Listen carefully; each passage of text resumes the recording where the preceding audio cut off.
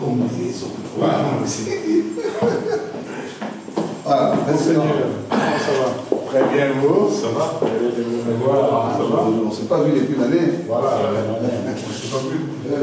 Et tout 2024, on s'est pas vu. Nous sommes là dans le cadre des consultations qui ont été déjà annoncées depuis hier.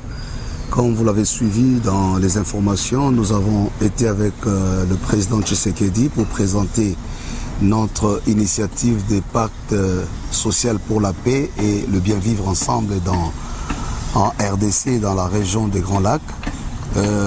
Il était question, après cet entretien, de voir les acteurs clés de notre pays.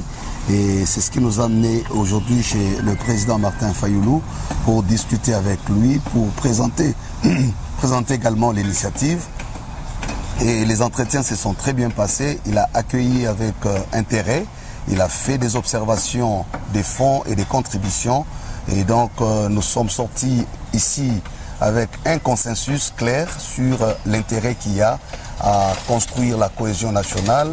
Comme vous le savez, qu'il a pendant très longtemps lui-même aussi contribué et lutté pour que nous arrivions à cette cohésion nationale.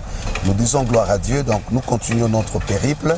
Le plus important, c'est que nous nous préparons pour le grand forum qui s'annonce, où les Congolais vont s'asseoir comme des hommes intelligents qui peuvent être en mesure de réinventer leur avenir commun par des mécanismes qui leur sont propres.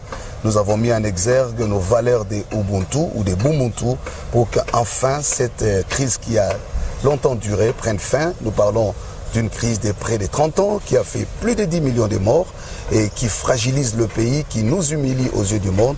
Et nous pensons comme Église catholique et protestante aujourd'hui que par la grâce de Dieu, avec tous les fils et les filles du pays, nous allons mettre fin à cette situation.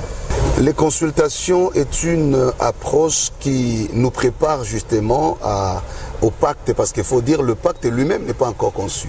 Ce que nous avons présenté, c'est la feuille de route qui donne justement la lumière sur les voies à emprunter pour arriver à ce pacte. Quand nous parlons de pacte social, c'est-à-dire des engagements collectifs que nous devons prendre, soit pour revisiter notre pacte républicain, le compléter dans le sens de rendre assez fort notre engagement collectif pour que finalement nous arrivions à notre destin commun. Donc nous n'avons pas renoncé à notre démarche initiale, c'est plutôt la démarche qui nous amène à cet aboutissement.